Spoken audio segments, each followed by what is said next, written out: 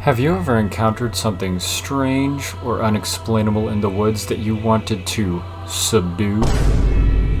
Well, today I'm going to help you with that. Welcome everyone. I have something a little bit different for you this time around. We're going to be exploring the realm of creativity and extra reality, so to speak. I'm going to be teaching you how to successfully capture or dispatch a Wendigo. Today, I will give you the tools and the knowledge necessary to successfully dispatch a Wendigo. I would not advise trying to capture it. It's not going to end well for anyone involved. This is just a fun little video idea that I had, and if you guys enjoy it, I can do plenty more. I can do as many as there are cryptids that exist. Before we get into it, I just want to make a couple announcements, but don't wait. Don't click off yet. If you want to skip it, just click this timestamp, please, and then you'll be good. I just want to thank everyone for watching my previous video. It actually blew up quite a bit, comparatively at least. It gave me a good boost of what kind of content you guys want to see, and I have some more stories similar in the works that I think you guys are really going to like a lot. And most importantly, Waco video is still in the works as well. It's taking a lot of research and writing. Anyways, let's learn how to take down a Wendigo. In order to successfully combat these creatures, we must understand the creatures first, where they came from, what they do, what they look like, how they operate. And with this knowledge, you'll be better equipped in dealing with one. The Wendigo is widely described as being an evil creature or possibly an evil spirit which possesses humans and transforms them into these abominations that we see. A human may be susceptible to a Wendigo's spirit upon consumption of human flesh, also known as cannibalism, or in some descriptions upon displaying immense greed and gluttony. Basically, these spirits will target a human as long as they have some kind of intense want or greed or something along those lines. These creatures are mostly known to inhabit areas where the Algonquin-speaking peoples inhabited, including the northern United States and Canada, ranging from Quebec and Maine to some reports even extending as far as Alberta and Montana. So if you are in those areas, it is best to keep your eyes peeled at all times. These creatures are often described by eyewitnesses as being emaciated, with gaunt features and skin stretched over protruding bones, having the skin color of ash with a stench of decaying bodies to match. Many witnesses also report a sudden frigid temperature drop when the creature draws near, which I think could be a bit difficult to surmise considering the range that they live in is already pretty damn cold. If you start freezing your ass off through all your winter clothes, you know you're in danger. Some reports highlight instances of these creatures growing many times the size of a human, appearing as massive monstrosities. In these cases, it is said that the Wendigo has already consumed numerous humans and gains size and power based on the proportion of its meal size. Understanding a bit of its background, we can accurately be able to build a game plan and a bit of a kit to bring with you on your hunt for the Wendigo. It's important to note that Wendigos have pinpoint eyesight, senses of smell, and hearing. No matter which type of Wendigo that you're facing, it's important to come prepared. Easily identifiable features of these creatures include glowing, sunken-in eyes, long, razor-sharp claws, as well as chewed or often missing lips, revealing a gaping maw full of rotting teeth. Many Wendigos have been reported as being hairless or having small patches of fur here and there over their body. Keep an eye out for their large antlers, horns, as well as pointed ears. If encountering one of these creatures in the snow, it is advised to run away because they can run a lot faster than you in these conditions, moving through snow and ice like a hot knife through butter. Eliminating one of these can only be achieved through using select metals such as silver, iron, or steel. It is paramount to not underestimate these creatures, as many reports highlight their ability to speak,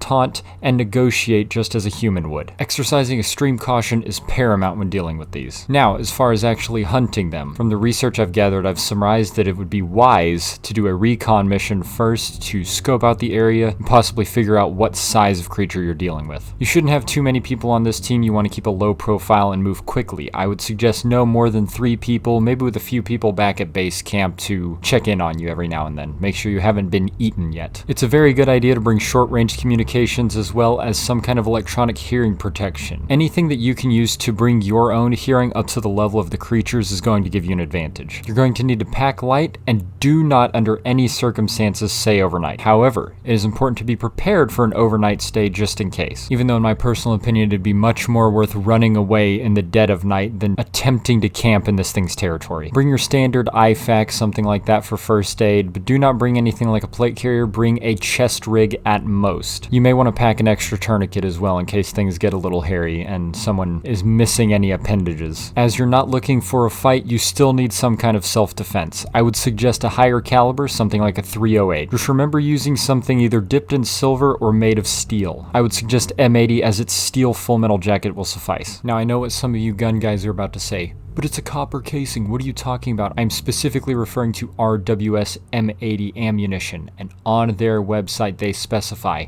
that the full metal jacket is made out of steel with toneback plating, which should be suffice for dealing decent damage against your target, and more importantly, getting you out alive so the big guns can come in later. It's also extremely important to have a well-mapped route of the area you plan on scouting out. You do not want to get caught with your pants down in this thing's territory. As you move up to a possible observation point, keep your eyes out for any signs that one may be in the area, such as large scratch marks on trees or in the ground, dead carcasses, any kind of smells that don't seem quite right. But at that point, if you smell it, it definitely smells you and you should probably run. However, you've determined that you're in the right area, which is a good start. When looking for tracks, make sure to measure their size so you can tell which kind of creature this is. You don't want to be bringing your small arms to a behemoth fight. I say small relatively. I don't expect anyone to have a howitzer on hand, except for the national park, of course, but not all of us can be part of the cryptid hunting division officially. As stated before, this operation should be conducted during the day. You do not want to be caught out in this thing's territory at night. However, if you are, it is very important that you bring night vision. This is not going to be a cakewalk, and if this is your first cryptid hunt, you should not be hunting this as your first cryptid. Maybe go for something like the tree squeak. I'm assuming if you're going to be hunting a Wendigo, you have enough bounty money from the previous cryptids that you can afford night vision, which you should. You should not come underprepared for this creature. It's also going to be important for your team to wear some kind of IR, IFF tags. However, do not use anything with a strobe like a Hellstar, as this will make you a giant glowing dinner platter for the creature, as many reports back up that it has infrared vision capability. Once you are confident in the type of Wendigo that you're dealing with, or at least confident where the den is, then you'll be able to form your assault team. When forming your assault team, you need to pick the very best. You need to have people of sound mind and composure. The Wendigo preys upon any aspect of weakness, especially involving gluttony, greed, and hunger. Though ideally you won't be very hungry during this shouldn't be longer than a few hours of operation. If you get lost out there, I'm sorry, but you're fucked. But hey, if you do, you might have a new Wendigo friend, because you'll be turning into one. The ideal team size for hunting one of these creatures should be between 6 and 8 people. This way you can cover as much ground and have as many eyes on your surroundings as possible without being too overcrowded. Regardless of what type of creature you're going to be facing, movement is going to be paramount. I would highly suggest packing light once again, however carrying a bit more medical gear as well as ammunition this time. I would suggest 6 to 10 magazines in your weapon of choice, though preferably 5.56 or greater. I don't know how well bringing a little Plinken 22 to this Wendigo fight would be, but if you find out, let me know. I would also suggest at least 3 of your group members have extensive medical training, as well as bringing a lot of medical supplies just in case. You'll more likely need more tourniquets than chest seals, let's just say that. And that way, if 1 or even 2 of those medical members is, we'll just say knocked out of operation, you still have another experienced member who ideally will be carrying enough medical items for the entire team, or what's left of it at that point. As I mentioned earlier, I would not suggest carrying anything lighter than a 5.56, and for these you'll have a little bit more variety as far as ammo selection goes. I would suggest things like hollow points to do as much physical damage to these creatures as possible, as no matter what you use against them, it'll hurt them pretty bad. We will, however, need a few members to have something with silver or steel to properly finish off the creature, as you can injure it with anything, but killing is a different story. For this role, I would advise something more akin to a 30-06, again possibly using something like hollow points or something that tumbles really good, but these you're going to want to make sure are either steel coated or dipped in silver if you have some on hand, which you're a cryptid hunter, you should. As far as other miscellaneous gears goes, one important item that you're going to need is a torch, and no, I'm not talking about a flashlight for you Brits. Something that can burn hot enough to incinerate an organ,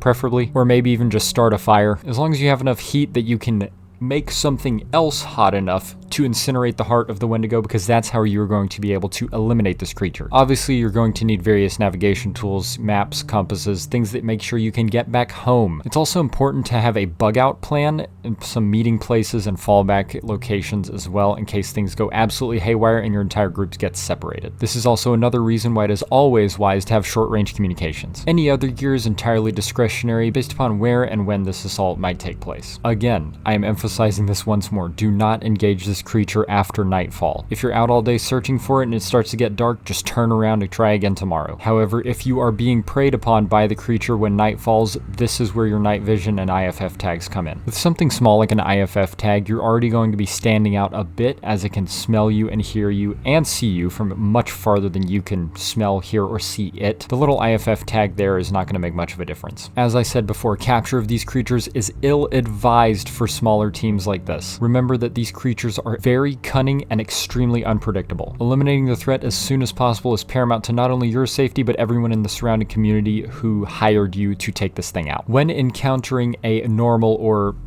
roughly human-sized Wendigo, you must remember that you are always being hunted as well. Moving quietly and listening closely can and will save your life. Moving with a distance between you and your teammates in a triangular or scattered square formation will be ideal to your survival. This way, if anyone sees or is attacked by the creature, the majority of other teammates will have a direct line of sight and have their head on a swivel ready to engage the target. When hunting a behemoth Wendigo, most of the same rules apply. However, you're going to want to be spaced out a little bit farther than previously mentioned, as these things have much larger claws and can cleave multiple individuals with one swing. You don't want to be caught in that. Along with the gear already mentioned, I would highly suggest bringing things that you can make makeshift traps with, such as tripwires, bear traps, anything that you can hear go off and might slow the creature down. Just remember, when laying these traps, it is likely that the Wendigo has traps for you as well, as this creature is extremely intelligent. When encountering a behemoth, it is important to demobilize the creature as soon as possible. Shooting at the spine or legs will dispatch it quickly, where you can then finish it off. Once you have successfully subdued it and ideally